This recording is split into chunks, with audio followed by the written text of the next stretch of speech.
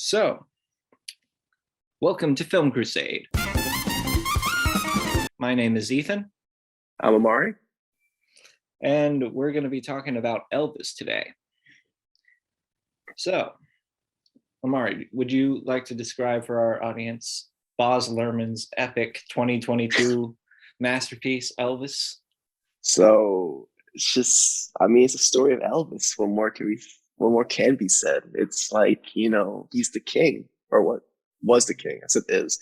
Um, yeah, it's just Baz Luhrmann, really. Yeah, he is the king. He's still alive. He has the Walt Disney thing going on. Like he's been frozen. He's in Las Vegas right now, like deep underground. No, no, okay. So Baz Luhrmann, so he basically wanted to do like the biopic of Elvis, and I guess originally it was supposed to be 4 hour, or he had a 4 hour cut. Yeah, that got scrunched down to like 2 hours and 45, right? 43, 240. 240, right? And okay, well, I think my first thing about this one, now granted, this is my third Baz Luhrmann film I've seen. The other two being Romeo plus Juliet and The Great Gatsby, both of which I haven't seen like in years. I think the Romeo and Juliet I saw sixth grade, and then Great Gatsby like around when the DVD came out. So like maybe late 2013, early 2014. Yeah. This one though, yeah, I know, right? This one though, I think I'm okay with it. I'm fine with it. It's ish, like like very I know you liked it. Yeah. I really like Baz Luhrmann, which I didn't used to at all. I was like, this dude is the most annoying dude in Hollywood. And it turns out he's Australian, so extra annoyance. But actually getting back into his movies in anticipation for Elvis, well, I wasn't anticipating Elvis. I think you'll remember the first time I saw the trailer, I was like, are you kidding? Yeah, no, Baz Luhrmann's doing Elvis. Yeah, those trailers really didn't do the movie justice, and also every trailer was like 3 minutes or something. Yeah, which is crazy because I like usually like with like 2.5 minutes really for a trailer. Well, Baz Luhrmann said, nah, he needs a full 3 minutes. So, um, yeah, I'm with you. I think I'm with like the past you, which is like, I think Baz Luhrmann's fine. His direction here is fine. It's very stylized. mm-hmm. It's just it's as much. I think it's kind of toned. Like I don't know. I feel like Great Gatsby was like full on Luhrmann. Like that was like Yeah, that was when you had Kanye West on the soundtrack of the 1920s, and yeah. it was great in its own way, especially rewatching it. But I feel the length way more with Great Gatsby than I did with Elvis. Yeah. Oh no. Yeah. No. I can say I was never bored while watching Elvis. I was never like there was so much on screen carnage that there's so much like this edit happening. This one is like, okay, let's do a 360, and then let's do this like whip pan or whatever to like this other scene or whatever. Let's do a bunch of montages, and like it was like, if a match cut can be done, I will do it throughout the entire process of this. But I think my main issues with it, one of my main issues is just that much like a lot of biopics, you have to, at least the ones with musicians, I feel as though you do the greatest hits, because I felt like Elvis was the greatest hits. But it's like, here's this, it's like, you remember this time, remember me saying like, if I had a dream, or no, wait, if I can dream. And I think that's where for me, it was kind of like, I was kind of let down, because like Austin Butler, who did a great job, I think, like, no doubt about it, I think he did a great job. I just thought that like I wanted more downtime with him as the character of Elvis, and you kind of just get like a little bit of that. Yeah, I agree. I do think it's less a film about him as a person and more a film about the legend that is Elvis. And yeah, and also you do get like, I think the film also tries to balance, his manager, the Colonel, and Elvis. Like, because the movie starts out with the Colonel, like he narrates the whole film basically, and Yeah, then it's the you Colonel's get point of view. yeah, and then they kind of just leave that. Like I feel like it just leaves that at like after when you introduce Elvis, and then it becomes like the Elvis movie, and then you go right back to the Colonel at the end. So it's kind of like I felt like it was like they were like, oh, we're gonna do a movie about Elvis, but it's actually from the point of view of the Colonel. But then we're not really gonna do that. We're just gonna kind of like just do Elvis for a while and then do the Colonel at the end. Which Yeah, I get yeah, that. I mean, you had the Colonel's narration throughout, and a couple moments like I think a lot about the whole slight spoilerish thing, but it's a true story, or somewhat true story. yeah. It takes I feel like liberties with spoilers don't like things. you. Yeah, I feel Um, like there's yeah. but there's the moment where Elvis's mom and Elvis are like, nothing's ever gonna tear us apart. And it cuts back to the old Colonel being like, what a bet. And he's like throwing shit on a roulette table. And I was like, it's such a weird moment, but it defines what the movie is like, oh, let's just cut back and forth between the dying Colonel's fever dream of himself still gambling in a coma while talking about Elvis's great story and how he was the man who made Elvis.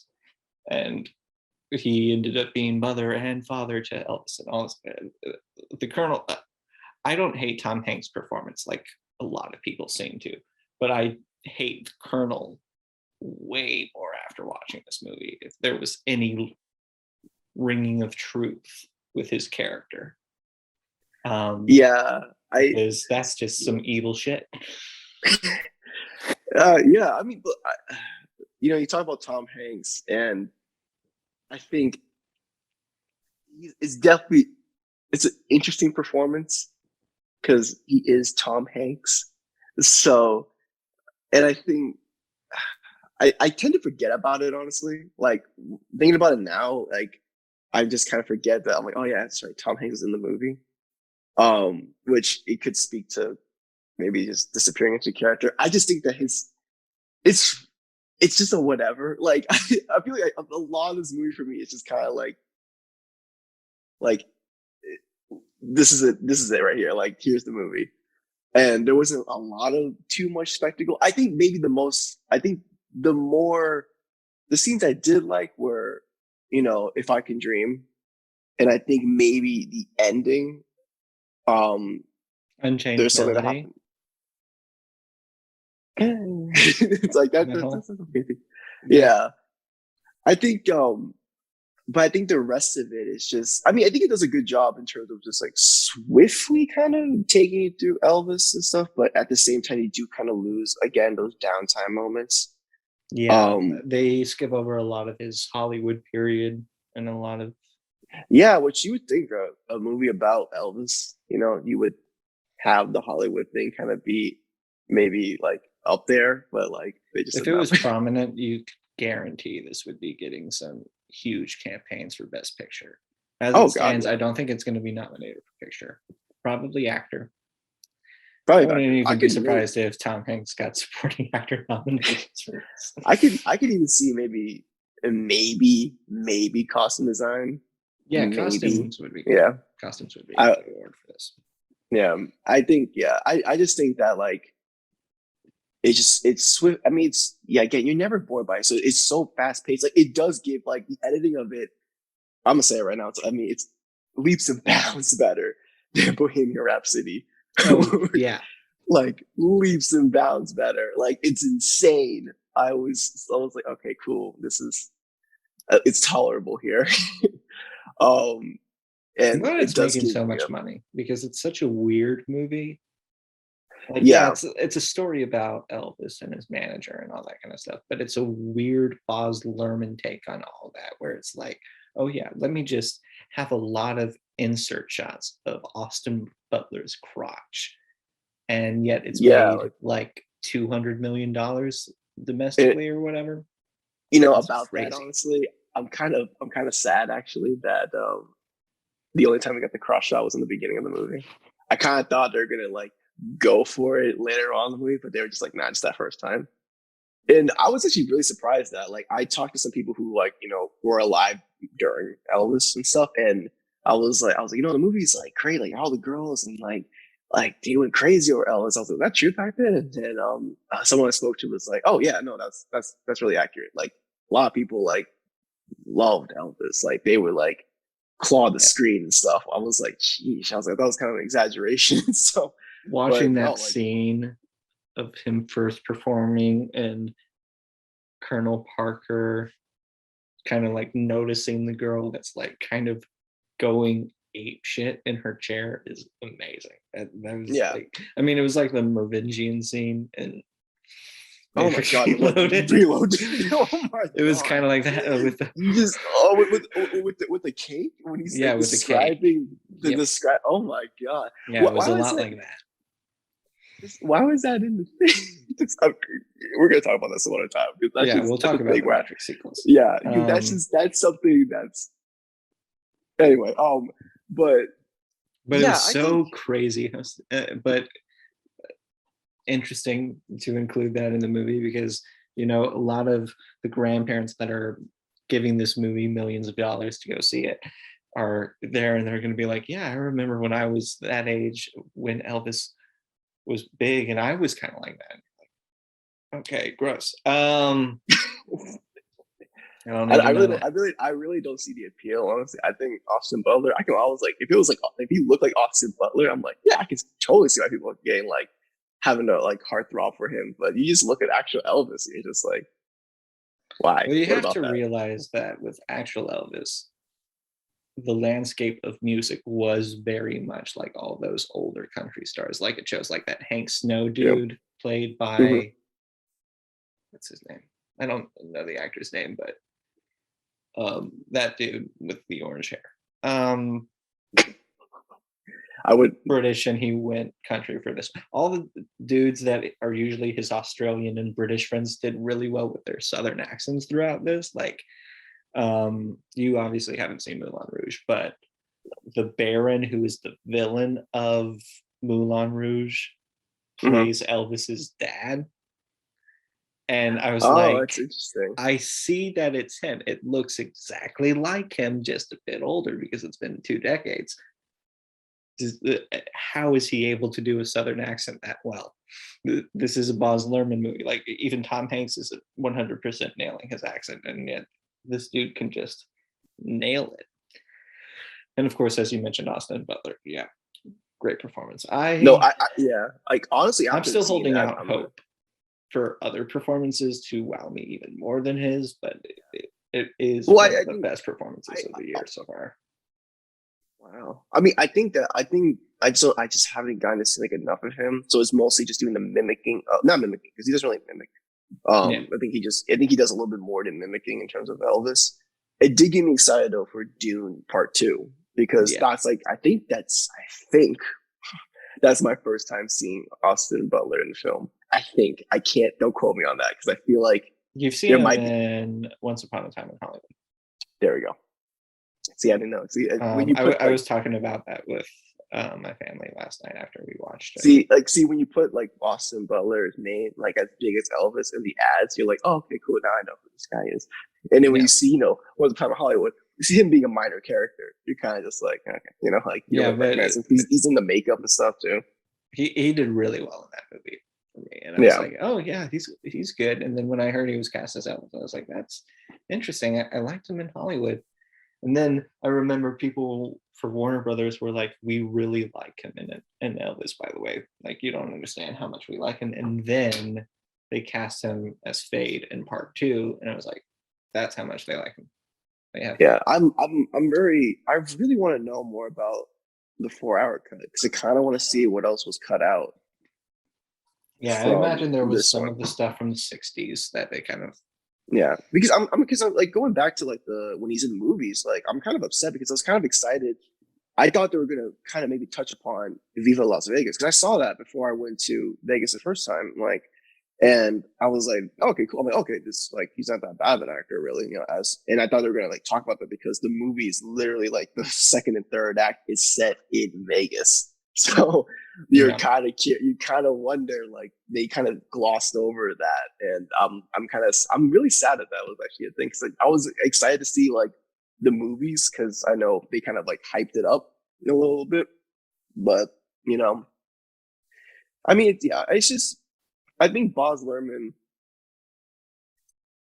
Uh, I talked about this with a friend of mine, another friend of mine, and I think I think he asked me like what makes it good, like because he was not a fan of this one, but he was, Yeah. and he's not really much of a fan of Elvis, and not Elvis, Baz Luhrmann in general.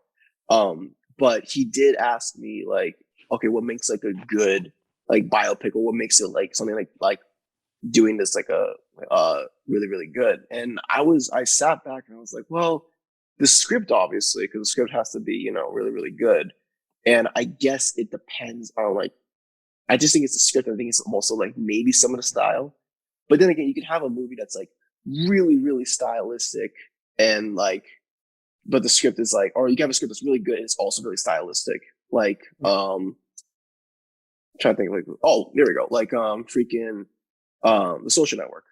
Well, it's Yeah. actually not really stylistic. I mean, that's more That's not as their much picture a musical style. biopic, but yeah.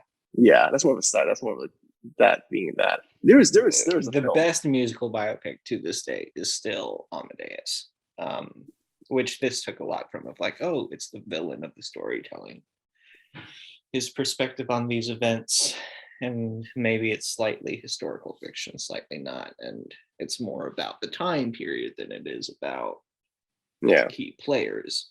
But really actually, with that Amadeus, I think, I mean, you still haven't seen it. yeah, there's a lot that I haven't seen yet. That's just one of the best movies. Well, I mean, even you saying that is very interesting, because if you, I think if you take that into consideration, that's about the time period. Because this, I mean, Elvis, like Baz Luhrmann's Elvis, is really just about the time period, and a little bit about Elvis, or a lot about Elvis, Yeah. and like the current stuff that is much more about like the things that are surrounding him. Which I feel like, I think there was a moment where I realized watching the movie, like, okay, it's doing this, which is what you were saying, and then I was kind of like, I was okay with it. But I feel as though I could see it disappointing a lot of people, because you're kind of expecting the Elvis movie, and instead you kind of get like a weird, hyper stylized version of Elvis that, like, with a somewhat, whether you like it or not, like, performance by Tom Hanks and stuff. Like, I think A it could turn a lot of weirdo people off. performance. Yeah, like it could really turn people off like that. It's weird, because did a lot of people like The Great Gatsby when it came out? I can't remember. Critically, no. Critically, no. Right, I that think it makes was sense. like 50 to 60% on Rotten Tomatoes. In fact, But what about general? What about general um, audiences? General people general like just. audiences, I think they were like, "What's this? The Great Gatsby? The book I pretended to read in high school? I don't need to see that." But maybe people saw. I'm looking it up. You know what? I just You know what it was. I think 48%, 48% Jesus Christ. from critics, 67% from audiences. What about Metacritic and stuff like the rest of those? Metacritic, I think it was not great. But let me also see the box office. Well, I I wanted to say, what's up? Great Gatsby, 55 from critics, 72 from audiences. The two things I wrote about Elvis were in my notes for my Baz ranking, which can be found on Letterboxd. There's You like that shameless plugin? Yeah, well, I didn't even mention what my Letterboxd is, so be lucky there. Fabulous, fantastical, frightful fame as a foreboding fable. And in my actual review, I wrote a cocaine-fueled odyssey about two lost souls brought together in the middle of 20th century America. Not quite the emotional powerhouse about love that Rouge was, but Luhrmann went crazy here. Loved every weirdo moment he placed in here, and Butler adds another person to his campaign trail. The way that you said that was very poetic. It was just like you went for it, Terry. I mean, I'm just being honest. That's kind of what it is. When you put cocaine fuel and then you went on like the two lovers, I was just like, so Ethan just went from that could have went cocaine fueled, sex drive, motherfuckers, to just this very elongated, very beautiful, like Adachi original. Yeah, I mean, I do think it. I wanted to mention Amadeus and Speed Racer as well because so many Oh people God, yeah. are like it's Speed Racer Amadeus that I follow, like my friends on Twitter, and I agree, but I also don't think it's as good as Amadeus. It's about on par with Speed Racer. Whoa, I think Speed Racer is better. I know you do, but I mean, I also come on, man, really like both Speed Racer and and Elvis. Amadeus, I did hear a lot of great things about. I know it's like regarded as like one of the, like, The top best films. picture winners. Yeah, and like Yeah. just really, really good. And I really need to see. I need to sit down, so I'm just worried that I'm gonna sit down and it's gonna be like really slow, but not like like Denis Villeneuve slow. I mean like Tarkovsky slow. See, that's what you'd think. That's what I thought. And then I watched it and it was like, that is the most entertaining 3 hours Yeah, for a period piece. And I mean, it's based on a play and it's not really historical in any sense because the rivalry between Salieri and Mozart was kind of fabricated by the playwright who wrote the original play. And it's more about art and God and all this kind of stuff. And it's very good. It's one of the best movies ever. I mean I think The Great Gatsby was really popular just because I think it was a soundtrack. When the soundtrack came out, that was like I know a lot of people listen because it's produced by Jay-Z and I think Beyonce. It also had Lana Del Rey on it. Yeah, and I think it has my personal favorite rap song ever, which is "Don't Church in the Wild." I mean, shit, that song is really good. That beat is like awesome. Yeah. But I think I think with Baz Luhrmann, I think this was I think it was pretty tame for him. I do feel like Great Gatsby was like a lot more like Luhrmann, or I can even say, of the ones I've seen, that Romeo plus Juliet, I just don't like. I feel like it's been since 6th grade, so I mean, it's been a while. So I keep saying, watch it again. If you watch it again, maybe you'll like it more. Who knows? I just remember like same conversation I had with my friend. Same conversation. He hated the fact that it was modern. It was like they made it modern, and it was. Here's the thing. Or no, like to an extent. I'm gonna get mad for a second, but it's gonna be moderated. People do that crap all the time, and because Baz Luhrmann did it, it's some great sin. But when random theater companies like, we're going to take Midsummer Night's Dream and we're going to place it in cyberpunk Korea, no one freaks out, even though this is like a white theater company doing this crap. But when Baz Luhrmann is like, hey, I'm going to make it Verona Beach, California type thing rather than Venice Beach and Verona, that kind of crap. And it's going to be all like the American West, and it's going to homage Westerns, and it's going to have colorful t-shirts, and it's going to have all the stuff. Everyone lost their minds. And I'm like, I think that's as reasonable of a way to adapt Romeo and Juliet as anything. You know what I think it is? I think it's because it's campy. And I think Elvis falls into that category, or just a lot of Baz Luhrmann stuff falls in the category. Baz Luhrmann is like one of the few theater kid energies that is like I think acceptable in some circles of the film community. Yeah, I mean, so crazy. Yeah. No, it's crazy. It's just very like I said, it's really campy. Like I think campy for people, it rides a line. I think like something like Sam Raimi doing campy is like okay. Like even actually nowadays, actually it's not really that people are kind of like wavy about it because of Doctor Strange in the Multiverse of Madness. But like Spider-Man was like that. That's all campy. But I think when you take a director when you take something that's like very serious to an extent, I mean a biopic obviously about a musician, so like that, and you make it campy and not like La La Land, like a great tragedy, then it's like I think a lot of people will have like a lot of issues, or just like the choices of accents that people are doing and stuff. I mean, for me, I don't hate it. I don't hate Elvis. I think I'm just kind of like I just walked away from it being like, okay, I was never bored, which is a good thing. Yeah. But I wasn't necessarily also like pleased 100%. So it's there. It's just like, it's better than the other ones I've seen, his other work I've seen and stuff. But I think a lot of thing is that it's also a film that I have trouble finding favorite moments because I would rather watch the original, you know? Like I can't help but be like, oh, this moment's really good. But then I'm like, well, I can just watch the actual televised version and I still get the same. I get like, I get like the same feeling. And so I get like a different reaction and stuff. Like, for a second, I could just watch the original John Carpenter Elvis. Starring Kurt Russell, and I was like, no, I am one of the 5 people who has watched that movie, and I love it. I think they work well together if you watch the John Carpenter and the Baz Luhrmann, because the John Carpenter is pretty subdued. It kind of covers most of his early stuff leading up to his comeback special, and then they like leave it off on that high note.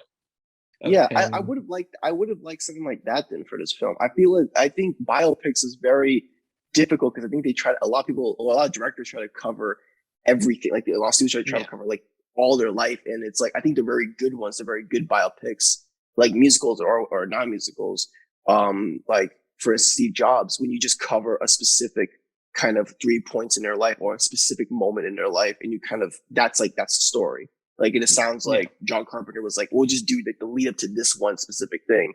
And I would like that because then you get time with the character because you're having in between moments because you can't tell the greatest hits if like you're setting up for like, for instance, like, I keep bringing it back to it because it's just a really good song. If I Can Dream, like the I Can Dream segment, like if you did a whole movie about like the lead up to that and stuff, and then you get the actual performance, I think I would have liked this movie maybe a little bit more just because then it would have had time for it to breathe in terms of like characters and moments, and just you're sitting down with this guy and you're picking apart his brain, you're looking at him as a human being.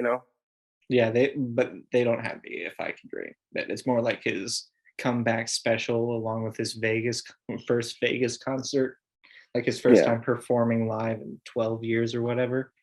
So the Carpenter thing is interesting. It's much more about Elvis as a character, which I appreciate, where the cocaine inducing we've got a 10-minute warning. The cocaine induced paranoia American propaganda piece that is Baz Luhrmann's take is less about the star and less about the Colonel. It's more about everything and how it all kind of collides, which is kind of a momentous and exhausting task when you really think about it. And if there is some 4-hour cut, I'm curious what the extra hour and 20 minutes would be. If it would be more of a slight character study of Elvis or the Colonel or something. I don't know. I would hope for more Hollywood Elvis rather than just do it all in a montage. No, yeah. I would like for it to have like tell us like some of the bad stuff about Elvis. I know Elvis wasn't all great. Like a lot of biopics like to do this, iconic individual is like all perfectly squeaky clean and stuff like that. And I'm like, we all know that this and shit back then. So, you can address it. It's not bad to address it and stuff. But I do know that, like you were telling me like before, that like his wife kind of like okayed a lot of things, and a lot of the money went to her, right? Or went to his estate, which was his estate and his stuff. daughter. And both of them like really praised the finished product. Yeah. And I guess the Colonel Tom Parker estate hated the movie, which makes sense. But also, are we really seeking the approval of the asshole who like manipulated Elvis for most of his life? Yeah, and I think when it comes to that, like, it's okay because it's like the family is like approving it, and it's kind of like how they want to remember a certain somebody. So you can't get mad at that, really. My biggest issue was films like Bohemian Rhapsody, which, that's a movie that does the thing right by our standards of, oh, it only chose a select amount of time for Queen, but it also chose the most insulting amount of time to Freddie Mercury of like, let's really beat up on not Eddie Murphy. Let's really beat up on Freddie Mercury. You sounded so. I'm sorry. Because he's not here to defend himself. You sounded so intense. I'm so sorry. Beat up Freddie Mercury. Yeah. Like, fuck you for doing Platoon, man. No, not Platoon. What was it? Pluto, the Adventures of Pluto Nash. Pluto Nash. Yeah, but no, but man. But like, yeah, no, I mean, they did. Yeah, no, with Freddie Mercury, I mean, they did choose like you were saying, time very, that he was. Yeah. And they also kind of did some weird. Well,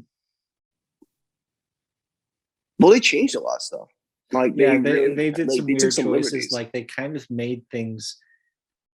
So I don't want this to turn into a whole Bohemian Rhapsody hate review, but it's gonna get there for like a few seconds. There's the whole Another One Bites the Dust montage that I absolutely hate, because it's, oh yeah, we're singing this song and it's dancing, and it's like when all these men are coming after Freddie, and like it's possibly when he gets AIDS and all this kind of stuff, even though he didn't get AIDS until much later. But it's also like kind of heavily insensitive because it's using boom, boom, boom, Another One Bites the Dust while gay people are having sex. And it's like, okay, yeah, like I guess you can try to say the song was about AIDS, but it wasn't. And it's also kind of deeply offensive to Freddie Mercury as a member of the gay community, and just his entire legacy to be like sex montage to our boom, boom, boom song. I hate that movie so much. Where I think Elvis tries its best to just honor the legacy that is Elvis, but kind of give it a weird villainous spin by telling it from the Colonel's perspective. It's very intriguing. Where Bohemian Rhapsody was like, what if we played every song that everyone knows? And kind of made you be like, wow, Freddie Mercury was mean to his band members a lot.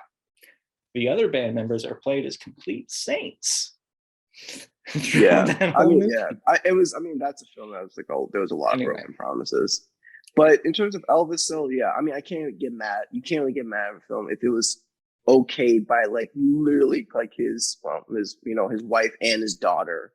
Like you can't like. I mean, you to an extent you can, but it's kind of like, well, that's their family. It's like I can't like. Yeah. Who am I to be like, well, that's like me trying to tell like someone how to raise their kid, like a parent how to raise their kid. Like you just don't do that, It's kind of like you can have your opinions about it all you want, but it's like it's not for me to say. Also, otherwise. The John Carpenter one, I love John Carpenter. I mean, I don't think it was like a passion project for him. I think it was a TV movie that he got hired to do, and he was like, I love Elvis. But he got hired to do that 2 years after. Like it came out 2 years after Elvis passed away, which I think is very soon. Fresh. That's very soon. Which technically Steve Jobs came out 3 or 4 years after, but it was like about. Yeah, the pivotal. Yeah, but I mean, Baz Luhrmann. We'll see what he does next. Honestly, another Ethan movie that I'm gonna blow up over, and Ahmari's gonna be like, it was better than Elvis, but it's still like a 7 out of 10. Yeah. I mean, this is like a 6. Yeah, that's why I say the new one could be a 7 out of 10. Like a 7, 6.5. But like, yeah, it's definitely. I give too many things 10 out of 10 these days, and yet this is another one that I really, really enjoyed. So, part of me wants to say I could give it a 9 out of 10, but then it's like I'd move Romeo plus Juliet down to a 9 out of 10, and I don't want to do that. So, yeah, it was really good. I don't like the number system as much, just because I have given so many things 5 stars this year. I'm wavy on the number system, but Yeah, it's it's there, yeah. but whatever. But in terms of recommendation, 5 out of 5 for me. Watch it if That's you're a it. fan of Elvis. If you don't like Elvis, and if you're one of those people on Twitter that's constantly saying everyone supporting the Elvis movie is ignoring the fact that he stole everything from Black people, they acknowledge that in the movie, They like really do. They throughout actually, the entire yeah, movie. yeah. No, they really, whether or not like how Elvis reacts, maybe it's up to debate how like if his reactions there are kind of like he actually reacted like that, like he was actually like kind of like but like the movie does address it, so Yeah, I was and happy that the movie Elvis does address it. himself was known as someone who was saying, like when people were like, "You're the king of rock and roll," and he's like, "I'm not the king. You know who the king is? Fats Domino, BB King. Those guys are the king of rock and roll. I just play the music and love it." I'm He just an was authoritative figure. so. Not sure. It's one of those things where it does kind of jump over the fact that he um, kind of had a friendship with a girl who ended up becoming his wife when he was 23 and she was 14. That's true. Yeah, that's It kind of just yeah, jumps over that. just it's just Yep, just yeah, just skip over that information yeah, as much as possible. just keep forgetting about that because you look at the film and you're like, oh, you're like what, 18, 19? Still kind of, it's still wavy. Still wavy. The 14 is just, Yeah, why? 50s and 60s of my friend God damn, like, was messed up then, but people didn't care. just have her be 21. Just have her be 21. Just have her be 21. It just makes everything easier. Makes everything easier. Yeah. God. Good movie though. Yeah. Good movie. Well, actually, no.